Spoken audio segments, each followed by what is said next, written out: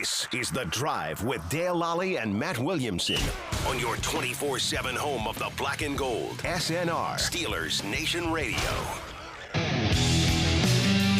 And welcome to The Drive. I am Dale Lolley. He is the Matt Williamson, and it is a beautiful, it really is, Tuesday here in Pittsburgh. It's a Mike Tomlin press conference today, yes. And plenty to get to there. But before we do that, Matt, I just got some great news. I heard. Please share. For longtime listeners of the show, you know that I was going through a little cancer issue there for the last 8 months or so. Is that how long it's been? Yeah. It started in May, so okay. We're about there, 7-8 months, whatever it is. Mm-hmm. But I had a PET scan on Monday, and I am cancer free. Yeah, it's so awesome. Yeah. So there we go. Congrats. Yeah, it's good stuff, dude. Yeah. So for newer listeners to the show, this is not what I usually look like if you're watching on YouTube. That's what you usually look like. It's what I look like, but I've always had little goatee and stuff like that. I haven't been able to grow that, and still can't grow the hair back yet. But could be a lot worse. Could be a lot worse. Yeah, it's good could stuff. be a Congrats. lot worse, and so you deal with it and you move on and you keep battling. But the Steelers have been battling all season long, and now face their toughest battle of the season. And I'd say so. Yeah, I think that's pretty clear. I mean, even if those teams are 500, it's a tough battle. Doesn't matter, right? Yeah. So I was looking this up today. So the Steelers and Ravens since 1996, when the Ravens became the Ravens, have now played. I believe it's 36 times that they've played and had in a one-score game. Wow. And so many of them are, one-score game could be considered 8 points. So many of them are like 3 and less. Yeah. Too. I mean, like Steelers won 23 of those. Of the tight ones? Yeah. Okay. But 2 last year. Both were 17-10 games. Yeah, that's never 30-10. Very rarely. Right. Very rarely does one of the teams blow the other one out. This Ravens team, and I don't think either team's blowing them out, but this Ravens team is just constructed so much different than they usually are. Not your father's Ravens. Yeah, without question. So I don't know if this will be a weird game. It'll probably be 13-10, no matter what. You know what I mean? Like, both offenses are playing the best they have all year. You say this all the time, and I think it's 100% true that Harbaugh, like when Harbaugh plays the Bengals and Burrow, it's like, we got to score 40 no matter what. When he plays Harbaugh or Tomlin, first 1 to 13 wins. And they kind of always have that same mentality. Yeah, because it becomes a self-fulfilling prophecy. Exactly. Yeah. Because you go into these games, and Mike Tomlin was clear about it. He's like, look, we know them so well. They know us so well that, there's no surprises there. You try to zig and zag. Both teams do, but you do what you do. Yeah, you're still staying in your lane, basically. I mean, right, yeah. You've said it 1,000 times, like teams that – Or when we get to do draft prep, you're like, that guy looks like a Steeler. That guy looks like a Raven. And often they're the same. It's kind of the same. Yeah, they're the same mold, dudes. Right. Because they draft the same kind of guys. And what I always say, too, is like before this, we were talking about 30 for 30s in a football life. Like, I would love to see one with Ozzie Newsome and Kevin Colbert on a boat fishing, retired old men pulling out their truth of, I can't believe you swiped Calvin Austin from me. I can't believe, we had the exact same grade on him, all that type of thing. We're going to use them exactly that way. And you guys did the same thing. We had to play against them for 10 years. I bet there's a million of those stories between the two of them. Oh, absolutely. Yeah. I mean, because you just know. Harbaugh and Tomlin, right? If they would ever be truthful with each other after they're done, Yeah, I mean, they know exactly. When you talk about AFC North football. Mm-hmm. They set the tone. You're talking about Steelers and Ravens football. Exactly. That's what you're talking about. And then the others, they've tried to keep up over that era. You know what I mean? Or pattern themselves similarly. But, yeah, you're 100% right. And really the Steelers were the first of their kind. And then everybody else has kind of followed suit. Yep. So Mike Tomlin saying today, in addition to that, Alex Highsmith out for this game. But it looks like Alex's dad actually tweeted out, Sam Highsmith tweeted out earlier today, it's just a regular ankle sprain, no broken bones or anything like that in the ankle, 2 to 3 weeks. So not IR, it doesn't sound like. Right. Which is always telling. I like perfect. These new rules because... Oh, the new rules are great. Yeah. I mean, if it's 4 weeks or more, you're like, well, I know he got at least 4. But if he didn't go on, he's probably coming back within the month. Well, so and the thing about it is, too, Matt, because they play Sunday and then Thursday. Mm-hmm. All right, he was going to miss those 2 games no matter what. If it was Sunday. Yeah. Yeah. Maybe. But now you get that mini bye week after that. Maybe you get him back for that 3rd game. Yeah. I mean, I guess that's what they're shooting for. Yeah. And do you think there's a decent chance Herbig plays this week? Herbig's going to play. Okay. Yeah. And Smith's in the mix, obviously. Yeah. So you're not that bad off at that position. Yeah. I mean, Dante Jackson players, apparently better than Mike Tomlin said. He saw him today at the facility and was feeling much better than he did on Sunday. What was the nature of his injury? Hamstring. Okay. It must have just been some tightness or something along those lines. Gotcha. And the same thing with Najee Harris and Calvin Austin.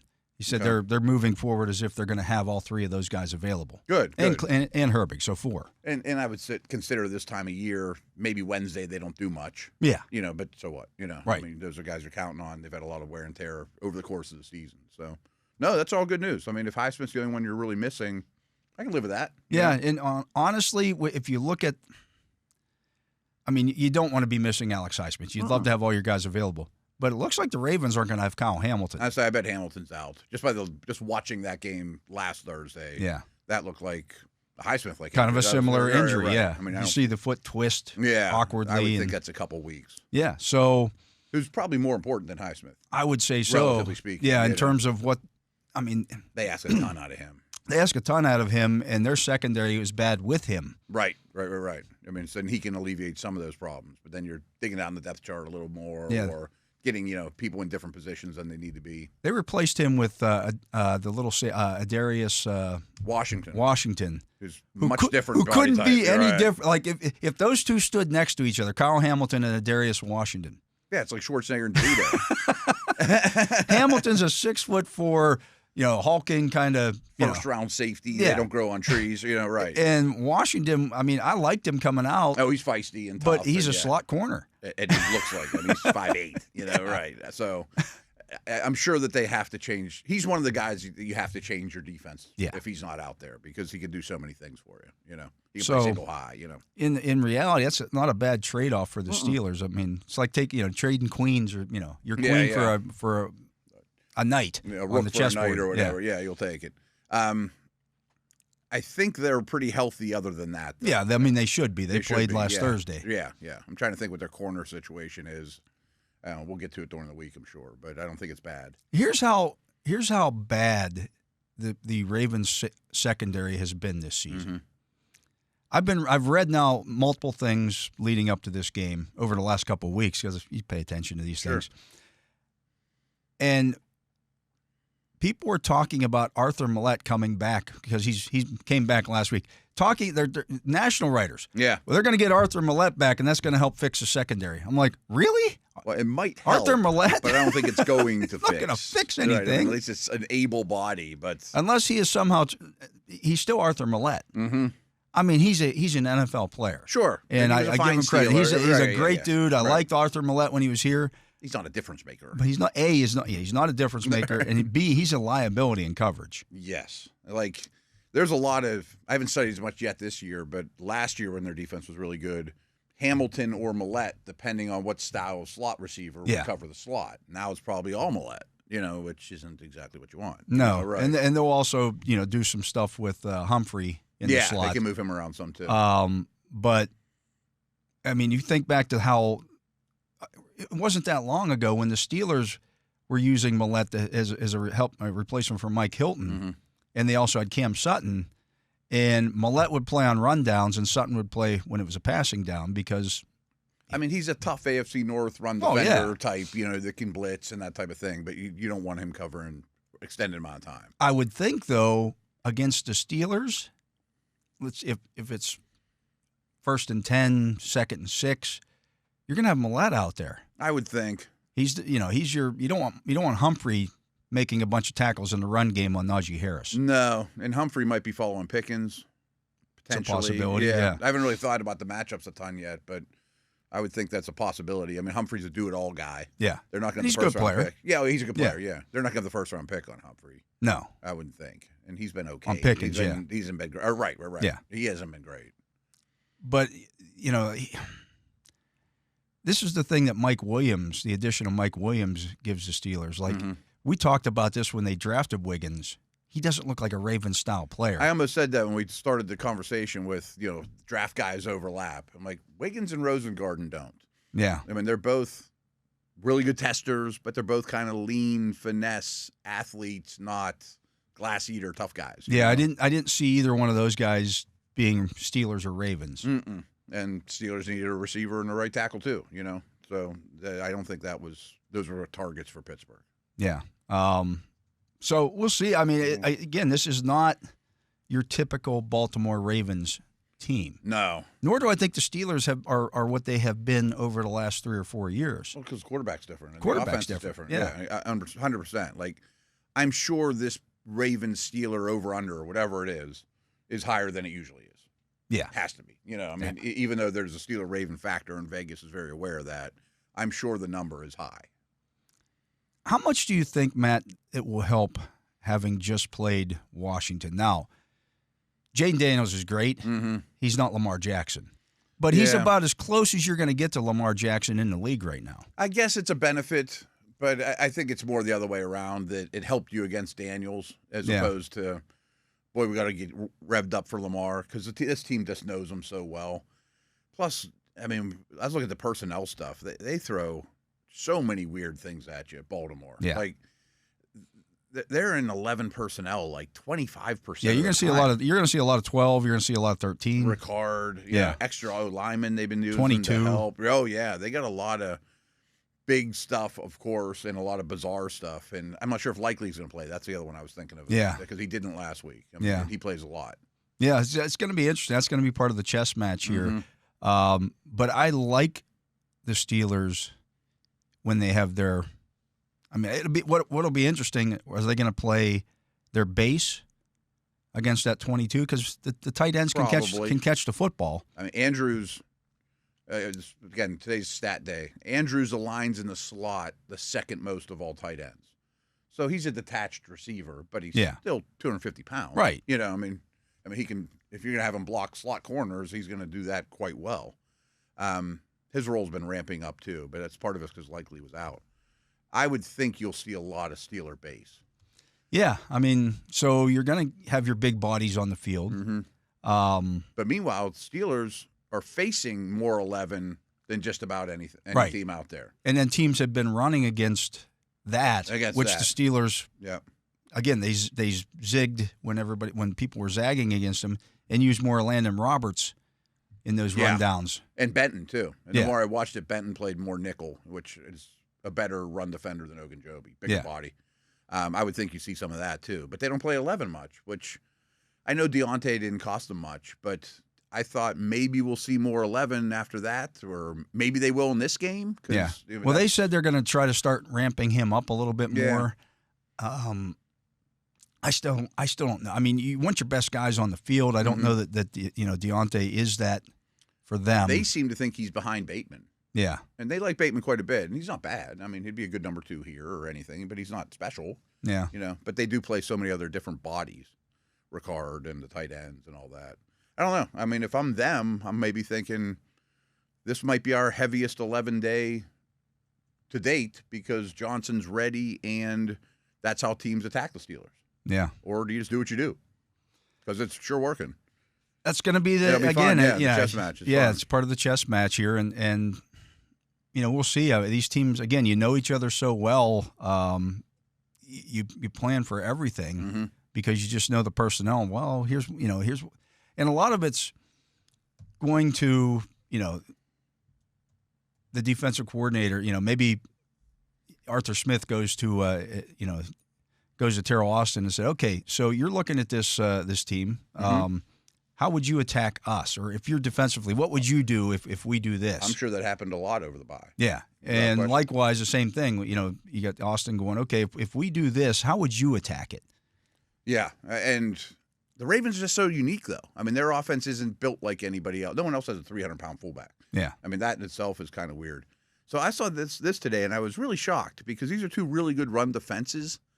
But the Ravens and Steelers are seeing the 2 highest rates of rushing attempts between the tackles. You would think that's where you want to stay away from.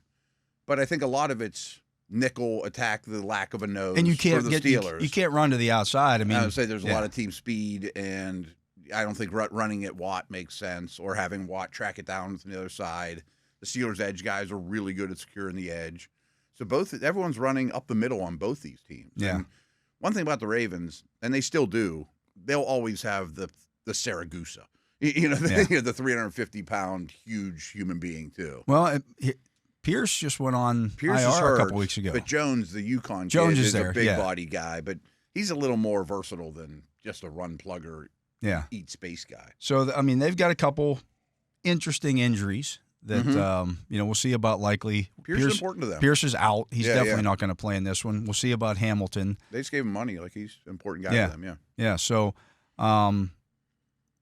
These always get the juices flowing, though. These matchups. Like, I mean, we talked about Washington last week, and when it's a team you don't see as often, it is what it is. But you still have the history, right? Yeah, I mean, I don't even have to watch the Ravens to know what their who their guys are. Exactly. I don't have to watch tape. I've already watched them 3 or 4 times this year. It's not like because they're always on in Pittsburgh. Sure.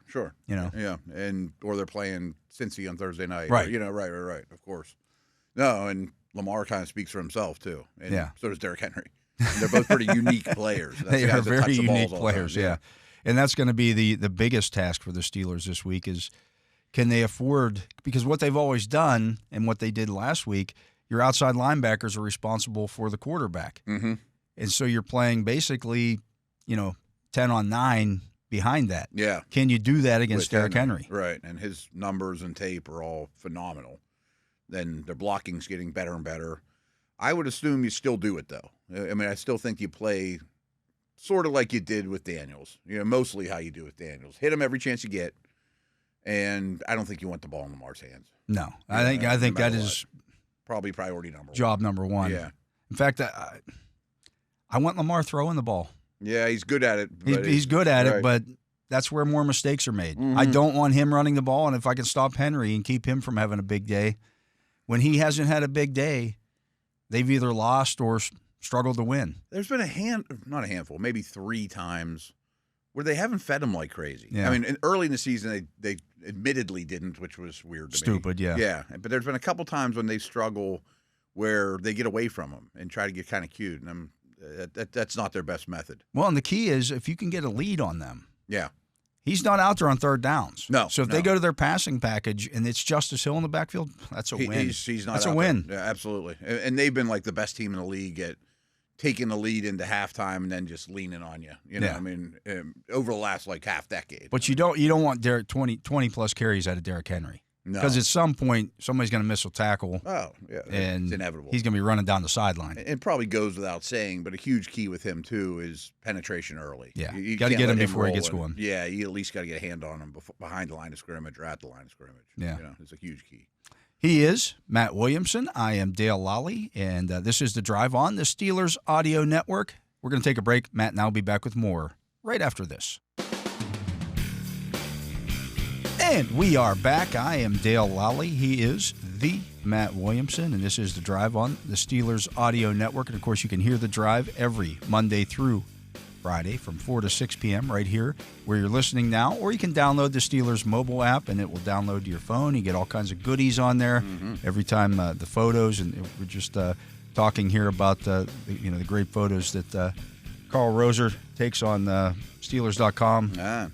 Best in the business. He is really good and captures them all the moments, and boy, there's a lot of photos. Those guys work hard. Yeah. But the app's loaded with stuff.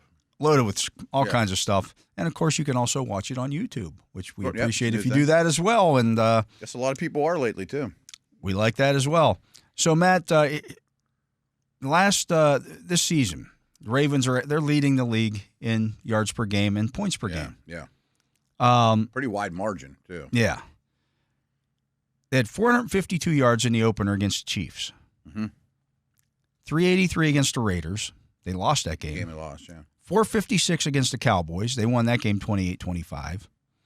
427 against the Bills. 520 against Cincinnati. Ooh. 520 in an NFL game. Yeah. And the Bengals had 442 on the other side. Right. Both those games went pretty similarly. They had 484 against Washington. They had 508 against Tampa Bay. But the last 3 games. Yeah, not quite as crazy. 387 against Cleveland, 396 against Denver, and 389 last week against Cincinnati the second time around. Are teams figuring some things out against these guys? I don't know about that. I mean 387, 396, and 389 are still really good. They're still really good. I mean, you scored 24, 41, and 35 points in those games. Yeah, and yards per play. The Packers are third best in the league. They're at 6.1. Niners are at 6.5. That's second best. They're the only ones above 6. Baltimore's at 7.1. Yeah. I mean, I don't know if I've ever seen 7.1 yards per play for this deep into the season. I mean, that's crazy. I mean, I think, I'm almost positive, they lead the league in passing yards per game and rushing yards per game. Well, they're hitting big plays. A lot. Because, if you look at Henry right now, he's averaging 6.1 yards per carry. Yes. But there are some games, including last week, Cincinnati did a good job against him. Not too bad, yeah, right. I think he averaged like 4.1 yards a carry in that game. I don't think he's an unstoppable force. No, I think he's you can, a great player. To your point, if you get him before he gets rolling, you allow him to get into space, you're going to be in trouble. And to your point, you don't want him getting into carry 15, 16, 22, Guys 23. start falling off of him. Yeah, business decisions are made, and Steelers are better about that than other teams, though. So the opener against Kansas City, to your point earlier in the show, 13 for 46. Talking about Henry. Yeah. Okay. Next week they lost that game against the Raiders, 18 for 84. They lost that game. And I think that's when they interviewed Harbaugh, and they said something along the lines of, "Oh, we don't feature anyone." I'm like, "Well, why would you have to feature him if you're going to sign him? Like, what are you doing?" Him. Yeah. Against Dallas, 25 for 151 and 2 touchdowns. Now we're talking, right? Against Buffalo, 24 for 199 and a touchdown.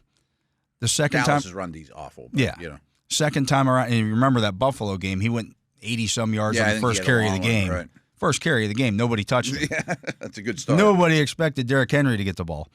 Cincinnati, 15 for 92 and a touchdown. They won that game in overtime. So that's twice since he did okay against them. Yeah, 15 for 92, though, is still pretty. I think I'd take that. That's 6.1 yards a carry. That's right on his average. But only 15 is the part I liked. Washington, 24 for 132. They won that game 30-23. Tampa Bay was 15 for 169. He averaged 11.3 yards per carry. They won that game 41-31. Mm-hmm. Cleveland, 11 for 73. 6.6 yards a carry, but they only gave it to him 11 times in a game. Yeah, that was a game. A one-score game. It was like, what are you doing? On the road in Cleveland, kind of a mutter situation. Yeah. You would think that would be Henry all day long. Last 2 games. Because they weren't having a good time blocking Myles Garrett either. Right, right. Why not run it? Denver. Now, they won that game 41-10 because Denver's offense didn't do anything. Yeah. But he had 23 for 106, so he averages 4.6 yards a carry. Cincinnati on Thursday night, 16 for 68, 4.3 yards per carry. So you can slow him. Yeah. Well, here are the numbers I came up with, which is just horrible. Of the 50 running backs with 50 carries, he's first in rushing yards per game, 112. First in yards per carry. First in runs that result in a first down. Third in runs that result in 15 or more yards. I mean, that's what's crazy about him. He hits home runs for being that huge, but that's been his whole career. Fourth in yards after contact per attempt. Fourth in yards before contact before attempt. It's like all the things that matter. Yeah. I mean, he's a Hall of Famer. He's great. Yeah. He's having a remarkable season. Nobody's and the arguing that. Bonkers too. You thought maybe he would start to slow down a little bit now that he's 30. I thought he'd slow down 5 years ago. Maybe that happens next year. We'll see. But you can. But you have to be dedicated to him. Yeah. Like he's not. Christian McCaffrey would fit anybody. You know what I mean? Yeah. Bijan would fit anybody. But certainly in their losses, 73 yards against Cleveland, 84 yards against the Raiders, and 46 yards against the Chiefs. Good opening day, yeah. And even some of the games they've struggled in, 68 yards again in that 1-point win over Cincinnati. I think we're seeing a direct correlation here. Yeah. Part of it's a chicken or egg thing, too. I mean, does he get you the lead or does he put teams away when you have the lead? And the answer is both. Yeah, but I want to stop him. If I'm, you can't allow the Ravens to run the ball successfully, to your point, or you're gonna get killed. To your point, and as great as Lamar's throwing it now, I still want him throwing it as opposed to him or Henry carrying the ball over and over and over. Yeah, if you look at Lamar's stats running the ball in those losses, I'm trying to find him here. Okay, here we go. Where's the game by game? Give it to me. Where's it at? This should be easier than this. All right, here we go. So, last week against Cincinnati, 7 for 33. I think he's slowed down rushing. They didn't have 100. He had a knee, yeah. Yeah. They didn't get to 100 rushing yards for the first time in forever. Yeah. In like 3 seasons. The week before that against Denver, 3 carries for 4 yards. That was a real outlier. Yeah. 8 for 46, 9 for 52, 11 for Denver, 40. The 3 for 4? Yeah. That's when the knee was really bothering him. I know, but I'm also thinking their style of defense. They also knew they played Thursday night. Right. But they have good edge guys like the Steelers too, and yeah. I mean that's a very similar stat line to so I'd have Jayden to. Daniels. I want to go back and I didn't watch that game. I did, but I don't remember exactly what they did. So I want to see how Denver played him. If they worked to keep him in the pocket Steelers style. Yeah. And made him throw the football. I assume they did. Because they also controlled Henry in that game. Now they got killed because their offense did nothing. Yeah, they didn't. Right. But one side of the ball held up. Yeah. Now, he had 16 for 122 in the opener against Kansas City, but he also fumbled. Mm-hmm. The next week against the Raiders, 5 for 45. I think I'd take that. Yeah. But that's still chunk runs. There's some chunk runs there. Mm-hmm. The other thing about Lamar, though, when he's running, he's got 6 fumbles this year. Yes, I think his fumbles are He up. will put the ball on the ground. Yeah. And I'm sure they're aware of that. Yeah, that's something to be concerned with for sure. So I want to control Lamar in the running game. I don't want Lamar running through my secondary. No. But his long run this year get hits on him, man. 33 yards is his long run. Mm-hmm. But I don't want him going crazy. Like he had 16 carries for 122 in that opener against the Chiefs. His long run was 16. I think they've been a little more reluctant to design runs for him. I mean, he improvs all the time, of course. But if you go get Henry and I'm the owner and I want to keep Lamar on the field for as many years as I possibly can, him and Josh Allen and guys that age, I think you have to start worried about their long-term prognosis with running. No doubt about it, yeah. Cam Newton's career should still be going. But, yeah, so I want to make him throw the football. Now, the weapons are better than what he's had. His accuracy's better. His accuracy's better. Everything's better. Right. But what I don't want are guys running free in my secondary because I'm stopping the run. Yeah, I agree. What are you doing with Porter? Zay Flowers isn't really his type all of over receiver. I play sides this week. I think I might just keep it simple and don't have any busts and tackle and make them matriculate the ball down the field type of thing, Well, if you remember a few years ago, the thing was, okay, if you're going to play Lamar, you play a lot of zone against him because you got to keep eyes on the quarterback. And then Brian Flores came along and said, no, we're gonna blitz him and we're gonna play man because he's not used to it. He's not good at it. And their receivers weren't good. Right, and they didn't have man beaters. Yeah, and their whole off season was give me zone beaters because nobody plays man against us. But they've adapted. Yeah. It's been an interesting ebb and flow though. There's always that give and take. So do you? And even like spying him, I find interesting too. Like, it's hard to get an angle as a spy that he still has blockers. There's still people in between. And who runs as well as him, and do you really want to take Queen out of the entire equation? Right. But there is the Queen-Baltimore familiarity thing, too, in this game I think is kind of interesting. Yeah. I think the key is to limit the damage he does on the ground. He's going to get his passing yards. I think it's the best offense in the league, folks. They're going to score. They're going to score. They're going to get yardage. I mean, I hope they'll get 500. But if you could keep it in the 300s, comparatively speaking, yardage-wise, and – make them kick some field goals and tighten up in the red zone like you have. Okay. Maybe cause a fumble that, just get bodies to the ball. Mm-hmm. That's the big thing, and the Steelers have been really good about that. I'm just looking here at some of his splits for this year, and talking about Lamar? Yeah. The advanced splits, he's thrown, that can't be right. I guess it's right. This is for the whole season. He's thrown 3 passes in the fourth quarter this year. insanity. Is that true? I mean, I'm looking here at Pro Football Reference. They break it down by quarter? They break it down. Oh, no, that's fourth down. I'm sorry. No, okay. Fourth quarter? No, I'm looking at downs there. That can't be right. Yeah. Okay, fourth quarter. Well, it's not. He's 51 of 80 in the fourth quarter, so 63.7% completion percentage. Okay. As opposed to 83% in the first quarter. I think they're a good script, get an early lead. They script it up and every quarter after that. So it's 83. You got to withstand that first half barrage. You got to weather the storm. Yeah. 83. He hasn't you're talking about? But he hasn't thrown a touchdown pass. Now they're running a ball in a lot. Mm-hmm. Second quarter, 73 for 107. That's 68.2%. 11 touchdown passes in the second quarter of games. Wow. None in the first quarter, 11 in the second.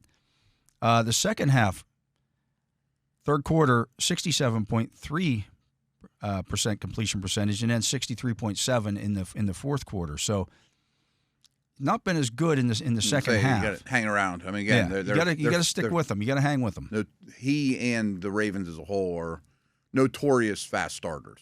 Yeah, you know? I mean, so that's coming. But place is going to be rocking. You should be pretty fresh. I mean, should be able to handle that. Here's the other thing is kind of so when they huddle, he completes 70.9% of his passes. Mm-hmm. When they go to a no huddle, he's 9 of 20. Okay. Now they haven't. So they don't run no huddle very often. They don't run no huddle very much. So you're not going to get much tempo. Mm-hmm. But if you can force him into some of those situations, play fast. I bet they just want to bludgeon you and eat clock and bludgeon you and eat clock.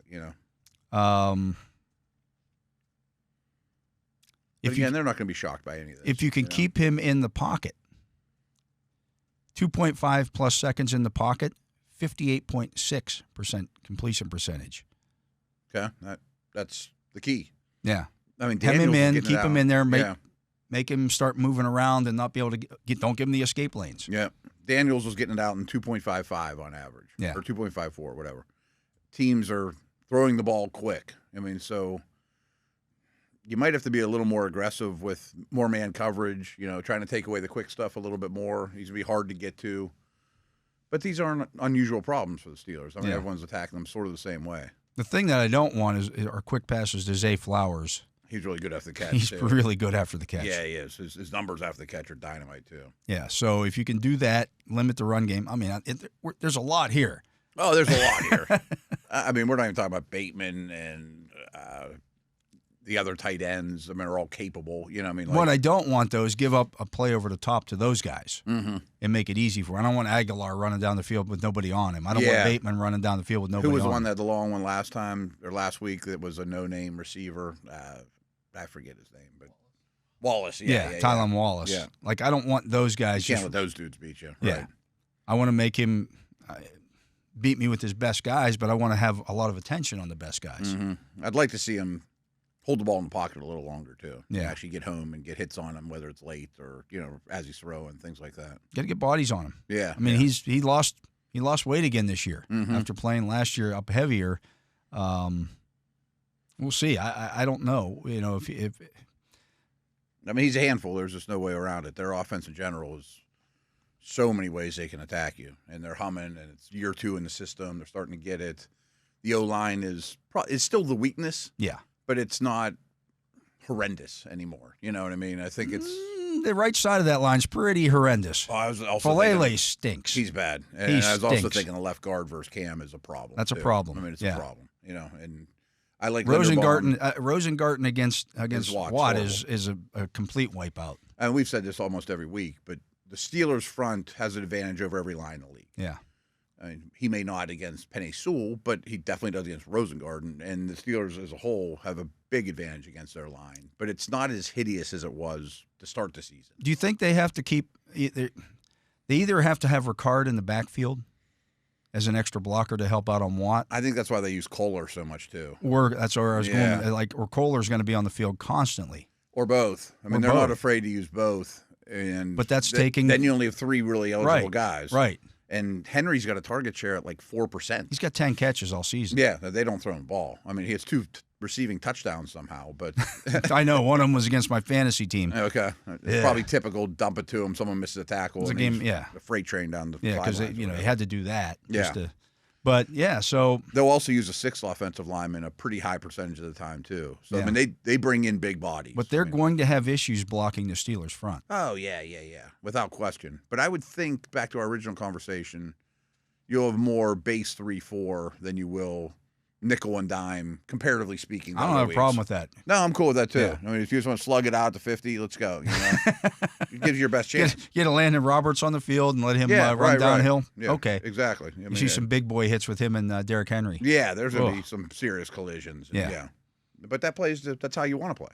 Yeah. And it also doesn't hurt that you got a couple guys on your defense who are former Ravens. Mm-hmm. I was thinking that too. I mean, there's a familiarity and how they want to play, and they've practiced against Lamar on a regular basis. They've seen what this guy can do. That's one of the things. In the locker room with him, like all human beings, I'm sure he's complained about one thing or another he doesn't like, or One of the reasons why the Ravens are so good against the NFC with Lamar is these teams that don't play him a lot, I think, underestimate just how fast and elusive he is, and how explosive and his change, how far he can throw, how quick he can get it out, and everyone watches tape on him, of course, but it's different being on the field. You don't have anybody that can replicate that in practice. No, Mike Tomlin was asked today, can you use Justin Fields to replicate Lamar at all? Now I'm sure they will. Yeah. But even Justin Fields, it's not the same. It's different. I mean, Fields might be as fast in a straight line, but they're different types of athletes. Yeah, and the thing about Lamar that's crazy, he has such good vision. He rarely takes the big hit. Yeah. Like Daniels takes a lot of big hits, at least they're much younger. But Lamar is so great at stop, start, shift, get skinny. Yeah, get skinny. He's wiry, strong. For as thin as he is, he's not weak. Yeah. And he sees the hits coming. Yeah, it's like he has eyes in the back of his head sometimes. He just knows when to get down. The peripheral vision, all that stuff. So he's a special athlete. Yeah. Everyone knows, but now he's really turned into a quarterback. Yeah, it's going to be a fascinating game. We'll continue to talk about this week, obviously, for a lot. No, but Ravens week. It's Ravens week, yeah. Let's get to another break. He is the Matt Williamson. I'm Dale Lolley. You're listening to The Drive here on the Steelers Audio Network. Matt and I will be back with more right after this. Welcome back to The Drive. I am Dale Lolley. He is the Matt Williamson. And, Matt, you're starting to see more and more momentum towards Mike Tomlin actually winning Coach of the Year this year. Now, there's still a lot of time left here. Yeah, there's some other good candidates, too. Yeah. Somebody brought up today in the comments, or maybe it was yesterday, I can't remember. They all run together at this point. But I was looking through the comments on our YouTube channel, which I do, and you want to leave a comment or ask a question, go for it on there. I go through there every day, often multiple times, about Mike Tomlin's coaching tree. Okay. This is why he doesn't have a coaching tree. Well, coaching trees are funny. So here's the thing. So Brian Flores, if he gets another head coaching job in the NFL, that won't count as being part of Mike Tomlin's coaching tree. That'll be Kevin O'Connell's coaching tree. Okay, because that's where he was last. Because that's where he was last. Yeah. But even though the Steelers gave him a chance when a lot of teams thought they were kind of getting blackballing him. And there'll be people who they were more than willing to get to say, he was a Belichick disciple. They'll keep him in Belichick's coaching tree, but won't give Tomlin any credit for that. For Raheem Morris should be part of Mike Tomlin's coaching tree. Why? Where are they at together? In Tampa. Yeah. I know they're really good buddies. Mike was the defensive backs coach, and Raheem was his assistant defensive backs coach for like 3 years. Yeah. I know he looks up to him. When he first broke into the league, Mike Tomlin was his direct superior. That should count as being part of his coaching tree. Trees are definitely weird, how do you? It's like all on how you want to parse things and look at it. Another thing that hurts him in terms of that coaching tree stuff is it's a really good job to stay with Pittsburgh. Right. Do you really want to move on if you're I get to work for this coach and not be work. It's not like Carolina where we're all going to get fired every 6 months. You know, I mean, so some stability I think adds into that. Nobody wanted to say that Bruce Arians, for example, was part of the Tomlin coaching tree. Right. Well, that's who he had just worked for a long time. And it was his offense coordinator, right? Kept him, right? And people went, but he took him over from Tomlin. Yeah, but Mike elevated him to offensive coordinator. He was the wide receivers coach under Cowher. The thing that you can't ever put a finger on, too, though, is Tomlin knows so many coaches well and is so respected in the coaching community, and he's helped so many people with their careers that we don't know about. Like, I'm sure he called Atlanta and to talk about Raheem, or you know what I mean? Things like that that are never going to be public knowledge, but that happens all the time. The other thing about it, and everybody says, well, the Rams have have this great coaching tree. Mm-hmm. They got 28 assistant coaches. Well, that's true too. The Steelers have like 15. Niners have a ton too. If you have a whole bunch of assistant coaches on your roster, people are going, well, let's go pick this guy out. He's been in the league for a couple of years. And the Steelers also, Tomlin in particular, also has hired a lot of older assistant coaches. Mm-hmm. I was going to say there's not a lot of the younger guys either. Yeah. Now he's got more younger guys. But when he was a younger coach himself, a lot of his assistant coaches were guys, as he likes to say, been there, done that kind of guys who have been in the league for 25 years. Mm-hmm. Like, they weren't going to be hot commodities. Yeah, exactly. Well, that's what I was kind of going with, too, is the obvious coaching hire trend, right or wrong. There's been some hits and a lot of misses.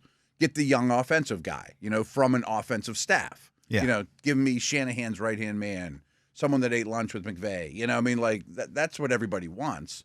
Well, you're not going to get that from the Steelers. He's not an offensive-minded guy. It's like the Ravens, too.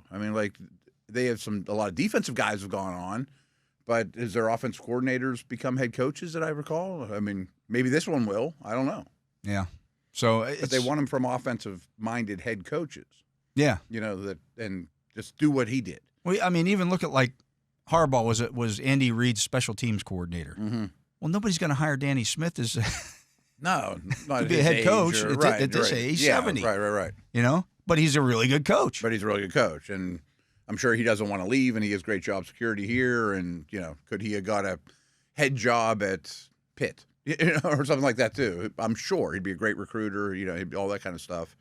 But why quit what you're doing when you have great job security too? I was just like Scotty Montgomery was the Steelers wide receivers coach. Tomlin picked him out of college football, gave him his first NFL job. Yeah. He then went back to college football, went back to Duke as the head coach for a while. Now he's the assistant head coach for the Detroit Lions. Okay.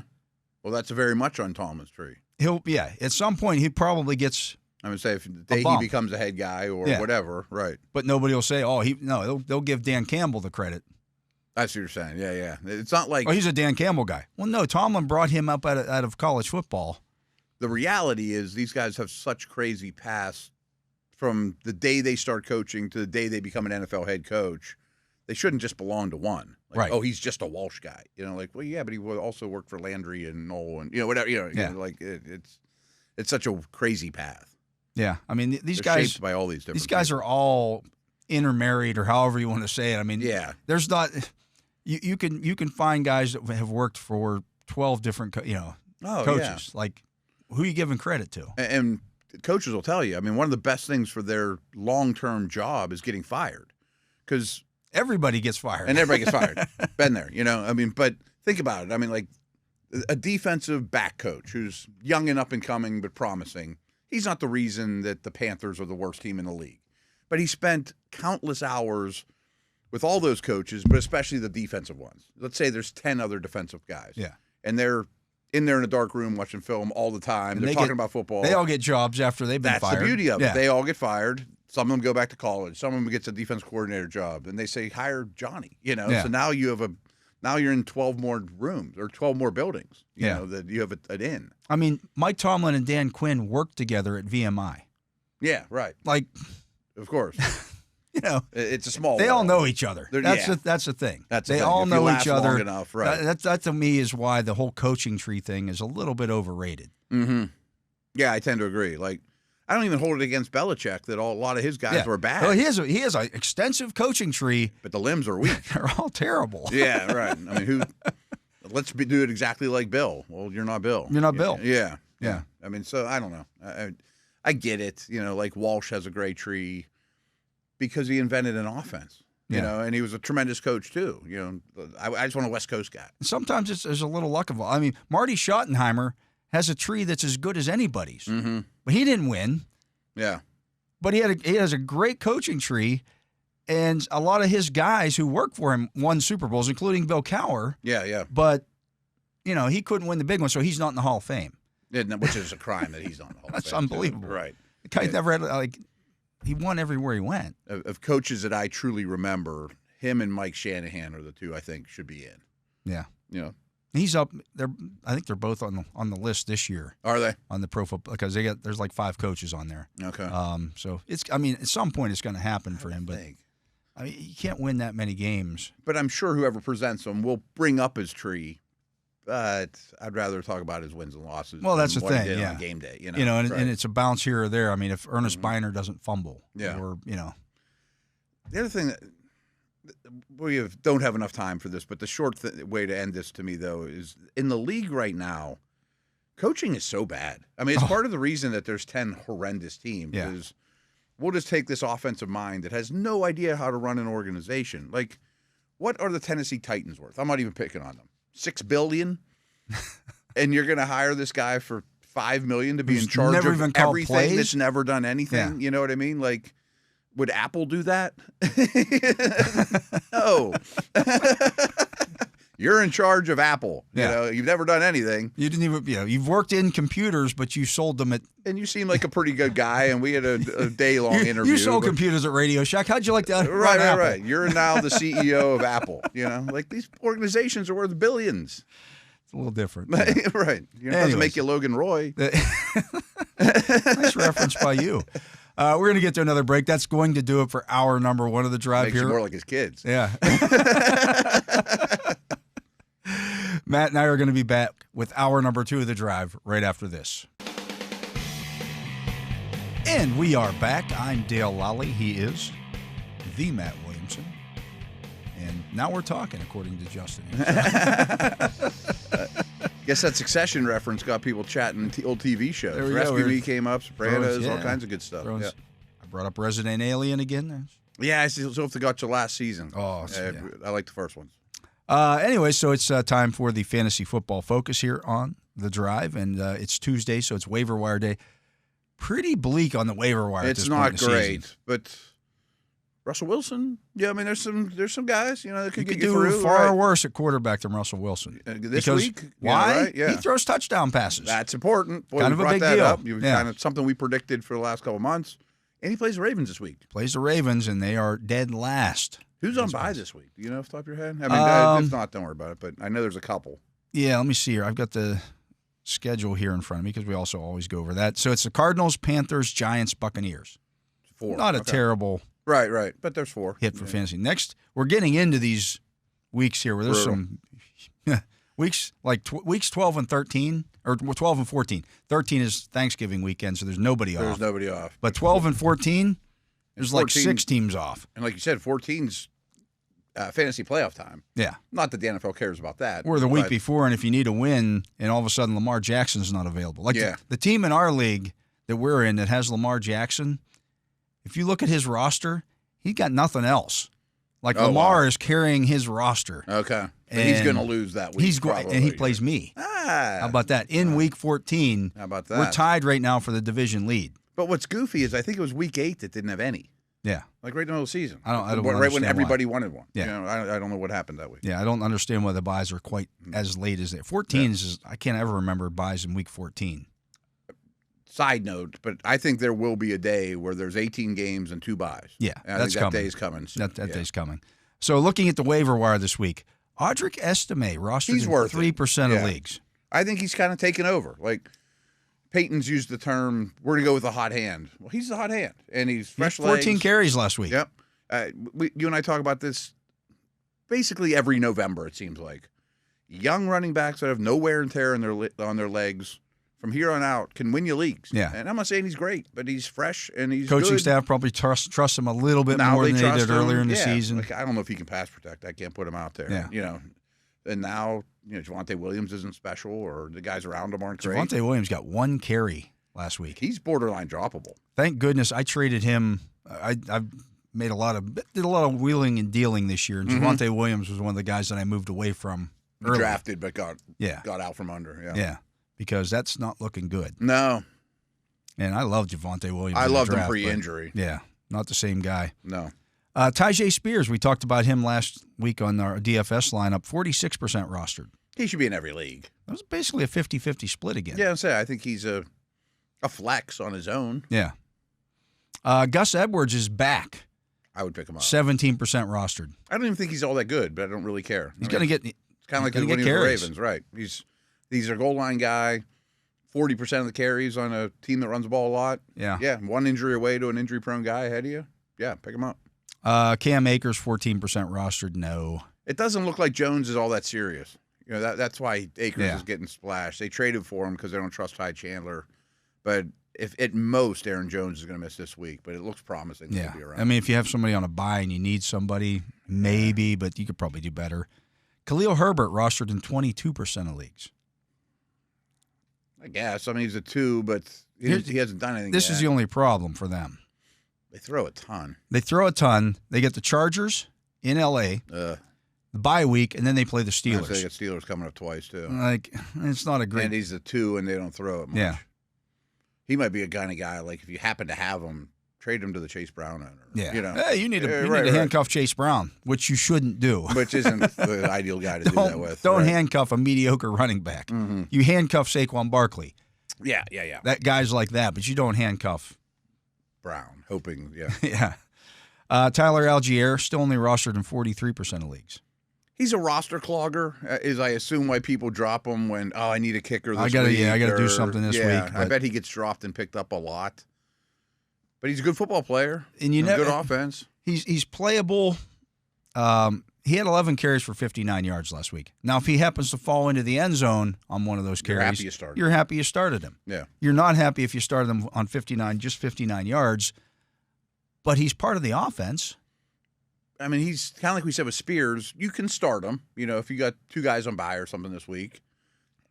But he's a top 10 if Bijan goes down. Oh, if Bijan goes down, he's gold. Yeah. Yeah, because they're going to run the football.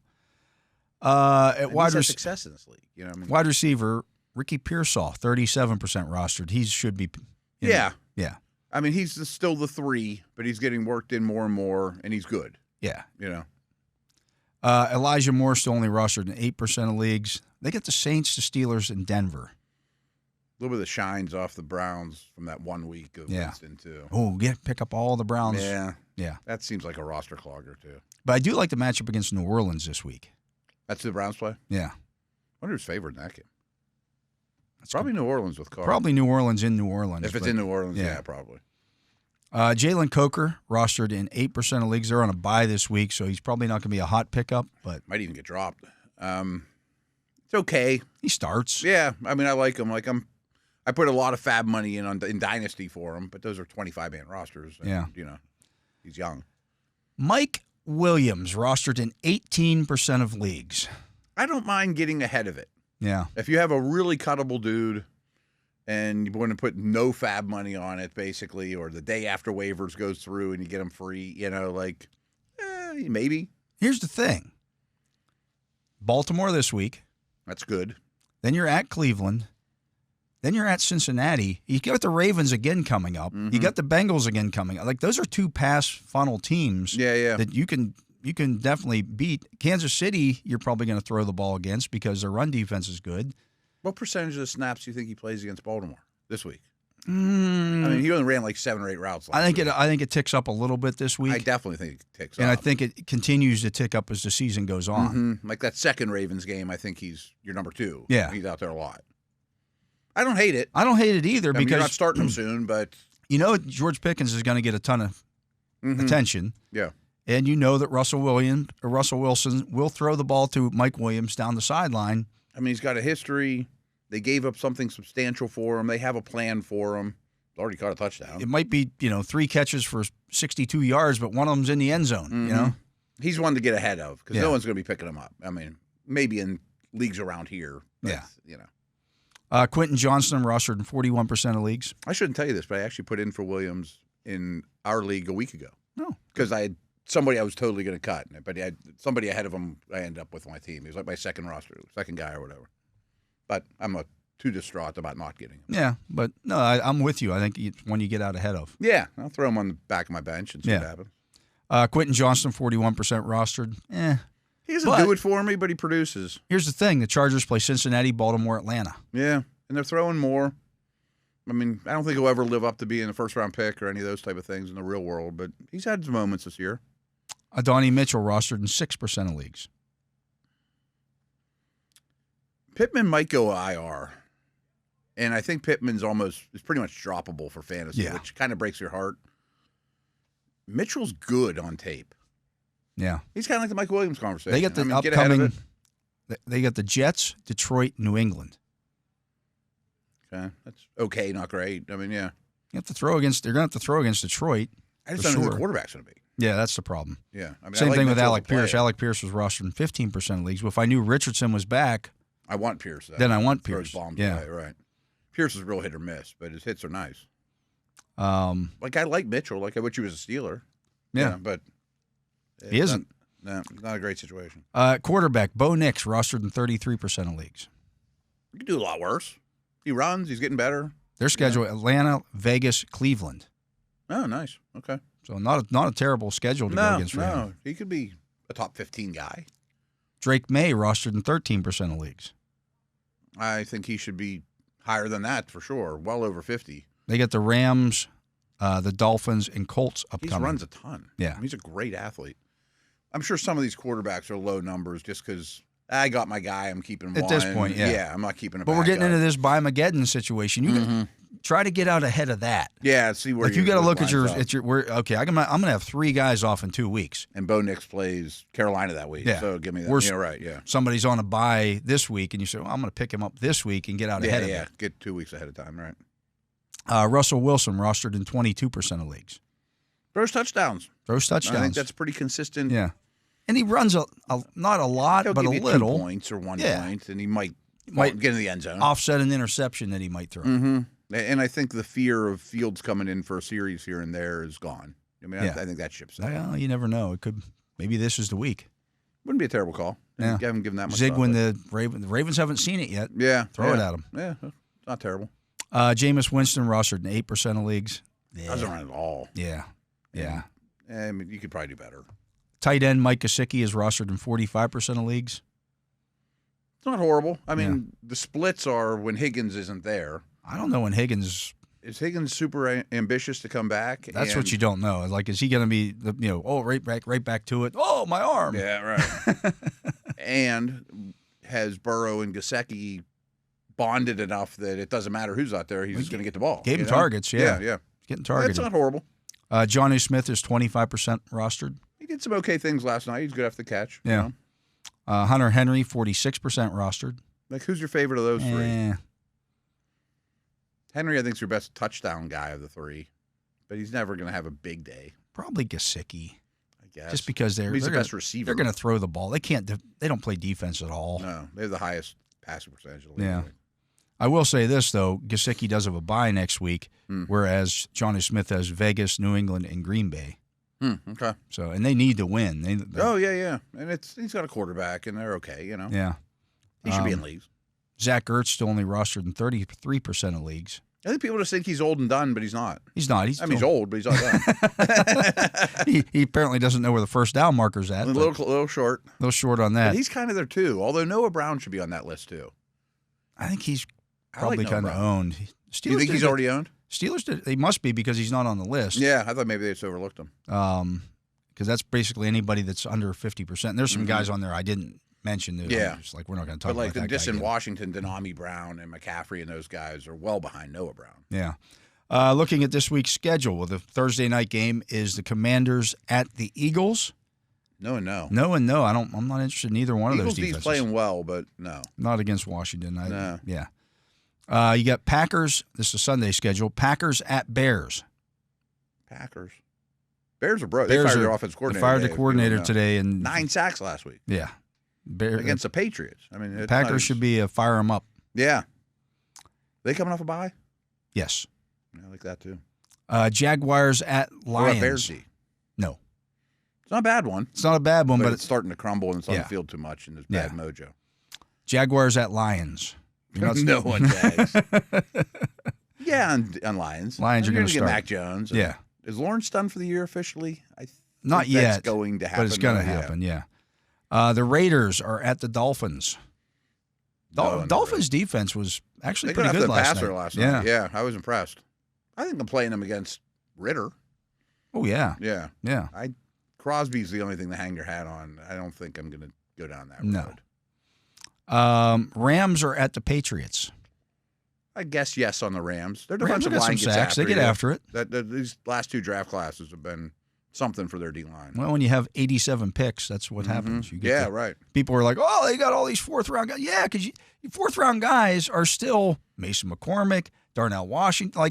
They're still good dudes. Yeah, you should be able to get some starters in that area. Yeah, I would think so, especially when you don't have starters. Yeah. No on the Patriots D. No. Yeah. Rams D is pretty attractive. Yeah, not bad. They have a big advantage in the trenches. The Browns are at the Saints. Yes and yes? Yes on the Browns. Road Browns? I'm not scared of that yet. They're not playing great, though. No, they're not. There's other teams on here that I'm going to like much more than either one of those. I'm not looking at the Browns like we did last year. I don't want to stream either one of those defenses. You think there's a lot of points in that game, though? I just think there's going to be better options. Okay, that's fair. Like I don't think the Rams defense, and I'm looking at this strictly from a streaming standpoint. I like the Rams. I think the Rams defense is not going to be super expensive. True. I bet they get sacks. But they'll get sacks. Mm-hmm. I think the Dolphins defense is not going to be super expensive. Yeah, I like all those better than that game. Yeah. But I just think there's going to be a low over-under Browns Saints. I hear you. I don't like either line. Ravens Steelers. I think a no and no. Yeah, I think I would just stay away from it. Yeah. From a defensive standpoint. Yeah, I think it's no and no. Vikings at Titans. Ooh, yeah. Vikings might be That's maybe going to be the most expensive one. Yeah. I don't know what the other matchups are, but they're going to be If it's pricey. not them, it might be Green Bay against the Bears. Any interest in the Titans? I mean, Darnold throws the ball the other team, and he's starting to do that, if they're super cheap, I'd consider it. I'd consider it. Colts are at the Jets. Jets D's not as good as I think it is. Yeah. I mean, I make the assumption neither is that Flacco. Right. I bet there's not a lot of points in that game. Yeah. Would you rather start the Jets defense or the Browns at the Saints? I was going to say Browns. It kind of reminds me of the Browns Saints conversation. Like Alvin Kamara might catch 187 passes on Sunday. Yeah. And end up putting points on the board. Whereas I don't know. I don't love either situation. No. But if that's what you have on your team, there's not much on the waiver wire, live with it. Falcons are at the Broncos. Is it yes and yes or no and no? I hate Atlanta's pass rush. I'll start the Broncos defense. Almost on against the road, anybody. On the road? Yeah. I mean, Atlanta's a good offense. And they might be a cheaper defense this week. They were getting after Mahomes. Oh, yeah. I'm a fan of the Denver D, Benito, and you're going to lock down London. Yeah. Okay. Cousins doesn't move super well. I think Atlanta's a stay-away team, but Denver's good enough, and the matchup, I think, is fine. Yeah. Atlanta, again, is at the bottom of the league in sacks. Like, it doesn't matter. They just can't fix it, yeah. Yeah. I mean, they could trade for Myles Garrett and Micah Parsons and still be in the bottom of the league in sacks. Like, what is going on in there? The Seahawks are at the 49ers. Fire up the 49ers defense. Yeah. They'll get sacks. That's bad protection. Yeah. No on Seattle. Chiefs are at the Bills.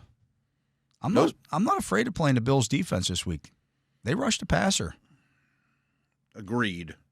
Rousseau will get they will get in sacks Buffalo. and pressure. It's not at Arrowhead, it's in Buffalo. I mean, I jumped the gun just thinking, boy, that's going to be 60-70. That's not how the Chiefs play. No. It's not really how the Bills play right now. I know. They're going to want to run the ball and play ball control. But it could turn into 60-70. It could at the end of the game. Gunslingers just But I think there's going to be some sacks in this game. I agree. I mean, the tackles for the Chiefs are a problem against those edge guys. And I think Kansas City gets pressure no matter what. Yeah. You know. I don't want to do it. I'm staying away from that game. Yeah, I'm not going to pick it, but I don't. But if you're the Chiefs, are you dumping them? No. I don't think. No. Yeah. Same thing with the Bills. Yeah, probably not. Going to play them. The Bengals are at the Chargers. Chargers. I guess. The Bengals put up points. They're desperate. I don't love that game. I don't think the Bengals will run the ball super effectively against the Chargers. No, I don't think they will at all. I think Burrow's going to throw everything and, down. Is Bosa playing? Khalil Mack's playing. I think there'll be sacks. Yeah. I can't do the Bengals, D. But I think the Bengals might win. They might. Yeah. Yeah. And the Texans are at the Cowboys. Fire up the Texans. Yeah, they might be number one. Will Anderson might be back. They might be the number one defense this week. Yeah, on the road, though. Right there with Minnesota, I would say.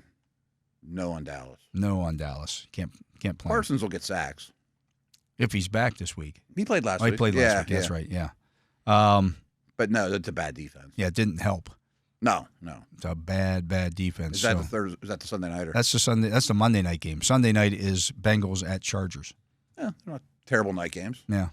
Bengals lose that one, they're in big trouble. Another conference loss would be really hard to overcome. Yeah. Not a bad group of defenses, though.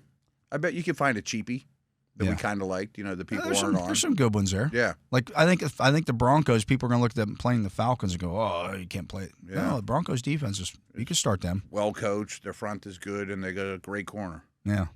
It's a good start. And same thing with, like, the Titans. I don't mind starting the Titans against the Vikings. No. Darnold will throw them one or two. Yeah. Yeah. They can rush the passer.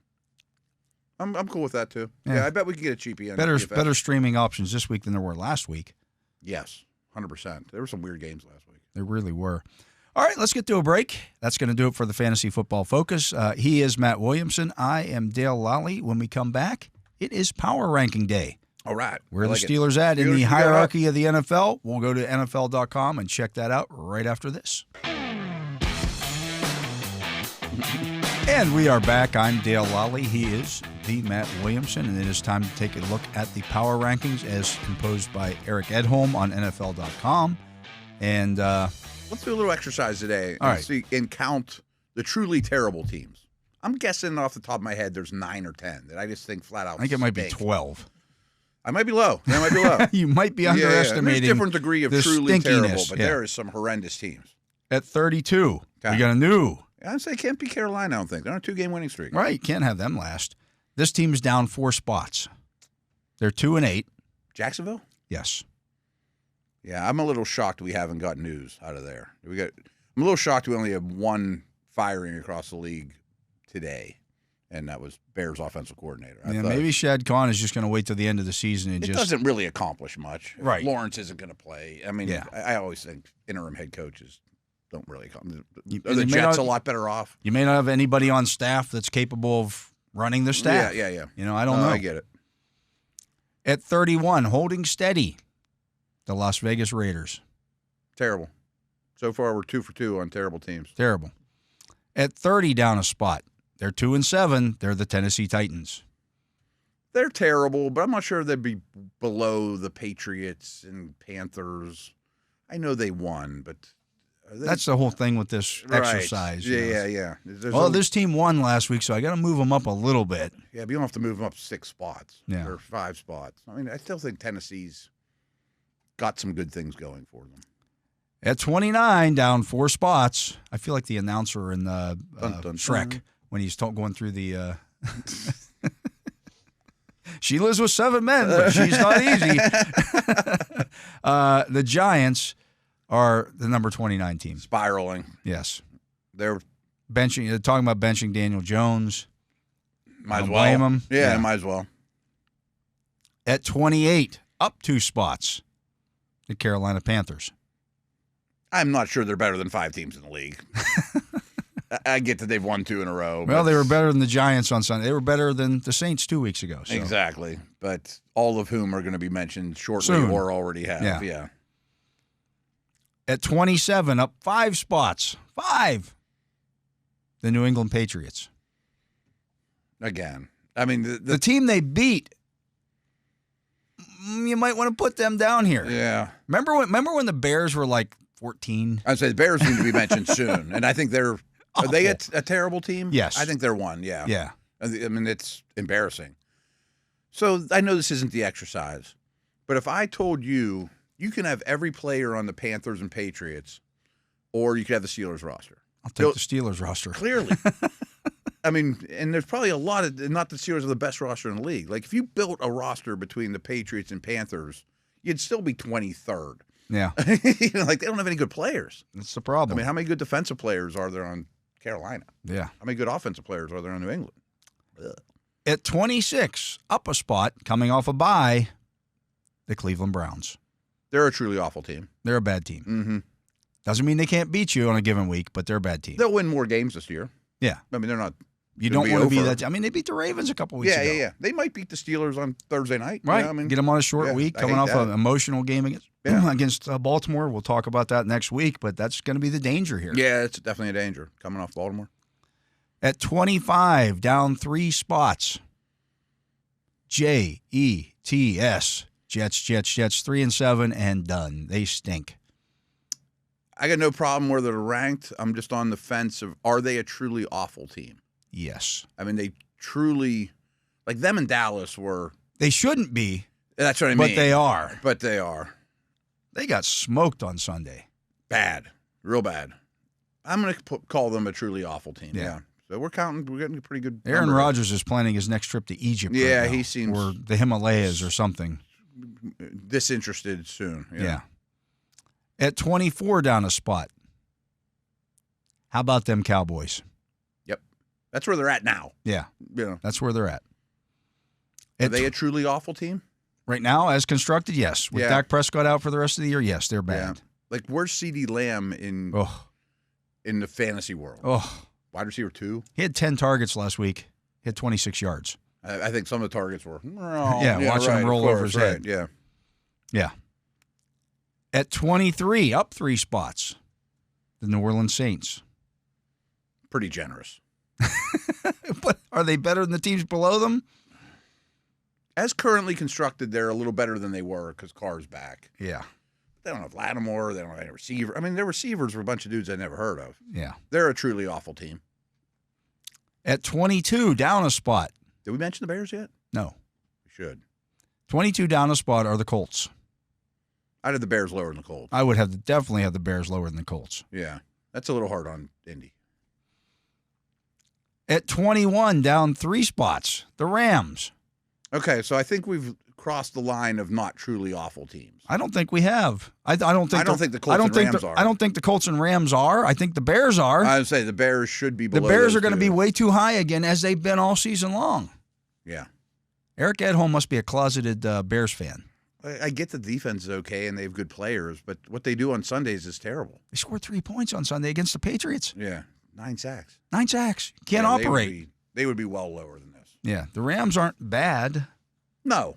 They're an average team. Yeah. At 20, up 4 spots, the Dolphins. Okay. Again, the Bears are way too high. The Dolphins are better than the Bears. Yes. Those last 3 teams are noticeably better than the Bears. And we finally get at 19, down 2 spots, the 4 and 5 Bears. Okay. So 19 is the Bears. 20, 21, 22 were all teams we thought should be ahead of the Bears. Right. So let's magically put the Bears at 22. From 22 to 32. That's 11. Is 11 terrible teams. 8 coaching changes amongst them? Maybe. 11? I mean, who's safe? Nobody should be. I mean, I guess like the Patriots might be, the Titans might be, but if the rest of the season is like no wins, you're doomed, man. It's pretty hard. Like, is Carolina coming back? Here's the problem: is they all play each other, so they'll get some wins. They jostle around, and one of these teams is going to end up winning like 5 or 6 games because they play the other bad teams. 10 coaching changes wouldn't surprise me this year. What if like one guy retires that you don't expect, McVay or somebody? Does Brian Flores get another coaching chance this year? I mean, I don't know who all the candidates are, but there's a lot of them. I would certainly consider him, but is Cincy safe?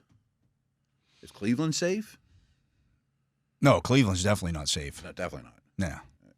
There's a lot that, I mean, if Cincy goes in the Stefanski may went out on his own. He might just say, you know what, I'm going to step away. Yeah. 18 up 2 spots are the Bengals. Okay. I think they're better than everybody mentioned. At 17 up 2 spots, Seattle. Ooh. I mean, like Seattle versus Indy's a conversation for me. And they're pretty far apart. Yeah. They just haven't lost recently because they lost, At 16, holding steady is Tampa Bay. None of these teams have a winning record, by the way. 16 down. We're halfway through the teams in the league. I can't remember if we were on the air or off the air, but we were saying some good things about Tampa this year. Yeah. But they've lost 4 in a row. They're now 4 and 6. And I mean, they're hanging on for dear life, and Wirfs is hurt, and they don't have any receivers, and yeah. We finally get to a team at 15 that's at 500, the Denver Broncos. Okay. 500. We're at 15. Yeah. This is our first team that's been at 500. Yeah. I mean, that's wrong. Denver's better than the Bengals and the Rams and Miami. Yeah. At 14, down 3 spots, Atlanta. Bad loss. But it's a division game. Off, and Koo missed a couple kicks, and I think he got one blocked. By the way, I looked last night. Chris Boswell moved up a spot. He's now 5th on the all-time accuracy list. Yeah. Yeah, it's interesting he's moved ahead of Koo. Okay. Boy, and kicks a lot harder conditions, too. Yeah. At 13, holding steady are the 49ers. Fine with that, but they would definitely be ahead, everyone mentioned. Yeah. They beat the Buccaneers, but it was close. No, it was a battle. It was a battle. It was competitive. Bucs play hard. At 12, down 2 spots, the Houston Texans. I actually think they're better than they were a week ago. I know they lost, but I thought they started to figure things out and be okay. Yeah. I mean, they lost a really good team. Didn't play well in the second half. No. They got pushed around a little bit. At 11, up 3 spots, the Arizona Cardinals. Got to give them credit. I mean, they're well coached on both sides of the ball. The Cardinals better than the Texans? No. I don't think so either. Are they better than the 49ers? No. I don't think so either. Are they better than Atlanta? Yeah. I think it's a conversation. Yeah. So maybe I'd dump them 2 spots. At 10, up 2 spots, the Chargers. Okay. I don't think they're the 10th best team. I don't either. That seems a little – I think they're closer to Denver neighborhood. I think Houston's still better than them. Yeah. I think the 49ers are better than them. They're 6-3, but they haven't beaten anybody. Yeah. I think them and Denver are close. They've lost. Their 3 losses are all to the 3 good teams that they played on their run. On their. That's what I was about to say. The thing is they don't play anybody good. They beat the bad teams, they lose the good teams, and they have to play a certain way. Yeah. They're the Steelers of the previous 2 seasons. With a better quarterback, but less weapons, and right, but have to play you got to play a very narrow margin. Yeah. For, Denver similar. At 9, down a spot, even though they were off last week, the Green Bay Packers. They didn't do anything wrong, but they're a top 10 team all day long. Yeah, I think there's a definite line of delineation there between the Packers and Chargers. Yeah, there's a big gap there. So maybe there's 9 good teams. Yeah, with the 49ers possibly working their way into that. I think Atlanta could get back into that. I think the Niners will. Yeah. Niners could win the Super Bowl. At 8, down 3 spots, the Washington Commanders. I'm not positive they would be in my top real good teams. But they're better than the Chargers. They're tough to play. Yeah. I would have them. All I would do is switch them in Green Bay.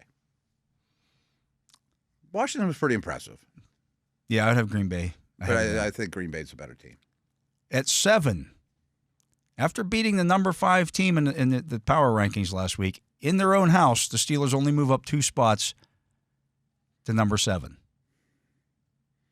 I mean, we know who's ahead of them if we could figure it out. They're all good teams. But I would think that there'd be a little more Russell Wilson isn't a fluke deal. Do you know what I mean? On this list alone, you've beaten number 8. You beat number 10.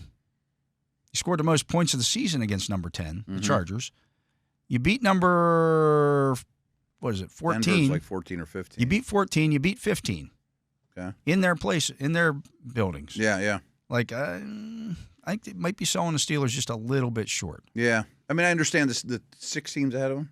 Yes. They're all quality opponents. I mean, don't get me wrong. I would definitely have the Steelers ahead of the next team on here, Minnesota. I'd have Green Bay ahead of Minnesota, too. Yeah. I think Minnesota's too high. They're not. They won 12-7 against Jacksonville. Right. Is Minnesota with a backup quarterback playing for Jacksonville? Minnesota or Washington? Washington. I go to Washington. Darnold, I'm not saying he's turned into a pumpkin, but teams are starting to figure. They've seen him play now a little bit. They know what this version of Sam Darnold is. The big talk in Minnesota is wait till next year when we get JJ. And it's not. They're not sold on Sam Darnold being the exactly. guy. Boy, we have this thing going, and then we put the first rounder in there. We're really gonna be humming. Will Sam Darnold be a starter for somebody next year? Yes, but he'll have like Justin Fields in the room with him, or a first-round pick, or a second-round pick, or. Well, there's a question. Okay, would you rather have Sam Darnold as your quarterback next year, or would you rather have Justin Fields as your quarterback? I think Darnold. But I might change my opinion in 2 weeks. He might be Jameis Winston. Oh, there's a lot of that. Yeah. Pressure ends up with throwing him to the other team. Right. And I don't know that he's correcting these issues. Yeah. At 5, up 2 spots is Philadelphia. But what would we think of Fields if he played 10 games now? Well, it'd be better or worse. Better or worse, be the same. Yeah. And no, folks, we don't hate Justin Fields. Right. I don't think Justin Fields is a starting quarterback on opening day next year. I think he could be. Wilson would have to get hurt. I think he could. I think you have to put more tape out there. You're gonna have some. I mean, think about teams that are going to be in the quarterback market. I think the Jets are in the quarterback market. Yeah. I think the Titans are going to be in the quarterback market. Yeah. The Saints could be in the quarterback market. If so, Carr went to one somewhere of those else. teams. Yeah, and filled another gap. Yeah. Giants. The Giants are definitely going to be in the quarterback market. Raiders. The Raiders are in the quarterback market. I mean, there's more. Yeah. I mean, I get it, but that happens every year. But there's only so many spots that you can fill in the draft. And if you take you might only get 2 or 3 from the draft. You take a second-round quarterback, you're not going to immediately anoint him as the starter. You're going to say, okay, we're going to get him and this guy. Yeah. So I guess I phrased that wrong. Seattle could be in the quarterback market. Could. But that should be a draft pick. That should be a draft pick. Geno. Yeah, that should be a draft pick. I mean, Steelers could be in the quarterback market. Yeah. It could be. But I think Wilson will be the starter next year. I do too. But if Fields is a starter, I don't think it'll be we hired him to be the answer. And I think Darnold's in that mold too. It's not like it's a bad example, like signing Cousins. Yeah, this is not signing Cousins or signing Russell Wilson for that matter. Yeah, right. And they went and drafted Penix, but that's why it's a bad example. But they didn't have to. Right. Right. So the Eagles are at 5, up 2 spots. I'm fine with the Eagles over the Steelers right now. Yeah. They're really playing well. I would have the Steelers at 6. I think I would too. But I could also make the argument that the Packers are better. We just haven't seen them in a while. Yeah. Green Bay's good. At 4 are Baltimore. Okay. They would be 4 for me. They would not be in the top 3. 3 is Buffalo. I like what they're doing a lot. 2 is Kansas City. That's how I would do the top 3. And 1 is Detroit. Those would be my top 4 in the same order. Yeah. But Kansas City hasn't lost a football game this year. Well, I think they definitely could lose this week. Who do they have again? They're in Buffalo. Oh, wow. Why is that not the Sunday nighter? I don't know. Yeah. Somebody protected it, I'm sure. I think that's a 4:30 game or whatever. I bet they're a dog in that game. I would have them as a dog. It's not like they've played well.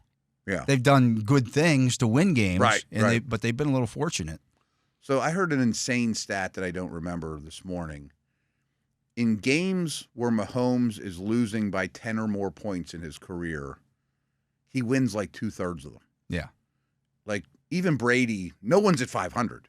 You know what I mean? Right. Brady's well below 500. Everyone. And he wins most of them. That's insane. Yeah. No, he's a great player. Of course. He's a great player, but they've been. But even when things don't go their way, they win. They're kind of. If they hadn't won the Super Bowl last year, I would look at this team, the way that they're doing things offensively, because he's not throwing the ball all over the place, and it's a lot of dinking and dunking. They're kind of akin to the 2020 Steelers. Yeah, as an unbeaten team. They're winning some of these games, but they're not killing people. Oh, they're the analyst nightmare. Yeah. You can't keep winning one-score games. They have the 9th best point differential in the league at +58, and they're 9-0. And they're 9-0. And I forget the last time they lost. I mean, well into last year. Yeah. They have a -4 turnover differential, and they're 9-0. Yeah.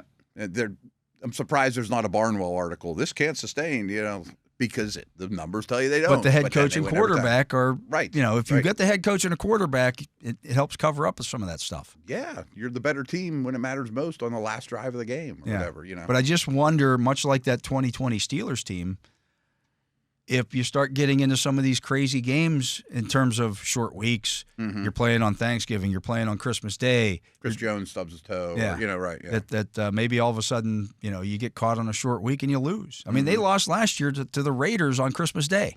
Yeah. The Raiders. No, I think we both mentioned it yesterday. If I were to bet what their record is, it'll be 15-2. Yeah. I mean, they're not going to – I don't think – someone's going to get them. Oh, I think they lose this week. I'm actually more. I'll pick Buffalo to win that game. Buffalo's playing better. They are. Yeah. And it's their building. It's in their building. That makes a huge difference, too. Yeah. What's the weather going to be like up there? The Bills could win the Super Bowl. They could. Yeah. Yeah, they go a long way to – what's their record? 2 losses? They are 8-2. They could still get the number one. If they win this game, they can get the number 1 seed. Yeah. That's their motivation. You're like, hey, okay, first you want to beat Kansas City because you better not lose again, though. Yeah. You probably need 15 But they're a team. Crazy. I mean, they've lost to Houston. They've lost to Baltimore. Yeah, that's their 2 losses. Head-to-head tiebreakers. Their 8 wins are against a lot of the dreck. Yeah, and the rest of their division stinks. Yeah. So if you look at that, maybe we can save this for the next segment here. Right. We're going to take a break now. He is the Matt Williamson. I am Dale Lolley. You're listening to The Drive here on the Steelers Audio Network. We're going to take a break. When we come back, we're going to talk about how many of these teams can actually win the Super Bowl. Okay. So I'll give you some time to think about that one, Matt. We're going to take a break. We'll be back right after this. And we are back. I am Dale Lolley. He is the Matt Williamson. And Matt was posing questions to us in the break. Right at the deadline, too. I'm going to pose a question to you, Matt. We just went through the power rankings here on NFL.com. Yeah. Legitimately, how many of these teams can make it to the Super Bowl and win it? So two different conversations. I know. So I use this a lot. I was a stellar creative writing major at the University of Pittsburgh at Johnstown. Got that 2.1 GPA over 12 terms, and really busted my butt. And I often talk about, could I write a short story that my professor would say, this is too made up? Could the Jets get hot and win the Super Bowl? Could I write that story? Yes. Could Miami, yes. But then my professor would be like, no, this is too made up. This is fairy dust. So division by division, I think Buffalo's the only one in the East. Right. And I think they can. Yeah. And I think Allen will one day. Yes. I don't say that about every quarterback like everyone else does. Baltimore absolutely can. Pass defense needs fixed. I mean, because you're going to play Allen. You're going to play those teams. They're going to attack you through the air like crazy. It at least needs to improve. The Steelers might be my hardest one. Because, first of all, I'm tainted. But what leads me to yes is, what if you block a kick in the AFC Championship? Like some of the special team stuff, or you're still able to win in the margins, but you're also still able to play defense and and you win the turnover differential, and you know what I mean? Like, it wouldn't be a traditional path to hoisting Lombardi, but I don't think my creative writing teacher would be like, that's too made up, Since he's a no one else in the division. Yeah. Houston's a tough one. Houston would be tougher to me than Pittsburgh because they're so young. They're so young, and head coach and quarterback. Yeah, but we've seen the warts this year more too. Right. They'd have to get really hot. I think they could win it next year. Yeah, go win a playoff game or two. Right. Lose an Arrowhead. Like they're get gristled. Unless they seriously turn things around this season, the rest of the remainder of this year, they're going to be dogs in their first playoff game. And the other thing is, bad O-lines don't travel. You know what I mean? And Steelers O-line's not perfect, don't get me wrong, but it's better than Houston's. O-line to go to Buffalo or Kansas City or Baltimore or Pittsburgh is important. Yeah. And how do you deal with those fronts? Right. Kansas City can. Yeah. Chargers can't. That's the end of the AFC. Yeah. Denver's a no. Indy's a no. Philly? I think they can. I could see a. I don't love the quarterback. But I love the quarterback. He's playing well right now, and they still have Saquon Barkley. That if the quarterback starts to struggle again, the Barkley thing hand is very it to that helpful. guy. Defense is getting a lot better. I don't know if he can win a duel. But I don't know who you have to duel in the NFC. Right. But it might be back and forth against Mahomes in the biggest stage in the world. Can you keep up? Maybe. No one else in that division. Right. Including Washington. Right. Maybe next year for Washington. I think they're still a few pieces away. Yeah. I just don't think they have good enough players. Detroit's a yes. Yeah. Minnie's a no. Green Bay's a yes. I think so. I was waiting. I was kind of letting the wheels turn a little bit there, but I think so. Coach and quarterback are strong. Not a lot of weaknesses. I'm saying no on Atlanta or the whole South. I don't think so. Yeah. Yeah. You don't have a pass rush. Right. Pass rush is huge in this. I mean, it gets more and more important as we go. Niners are a yes. They're the only team in the West. They're the only team. Yeah. So there's not that many. 7, maybe 6. Yeah. Something like that. But I do think that the Steelers have worked themselves into that conversation. Mm-hmm. They're probably my last choice of the yeses. I gave Houston a no, I think. Yeah. Green Bay and the Steelers would be. They're close. Yeah. They're close. Yeah. So, I mean, we came up with, 11 garbage teams, 7 that could win the potential Super Bowls, and everyone else is kind of in the middle. Yeah. More lean towards the garbage teams, though.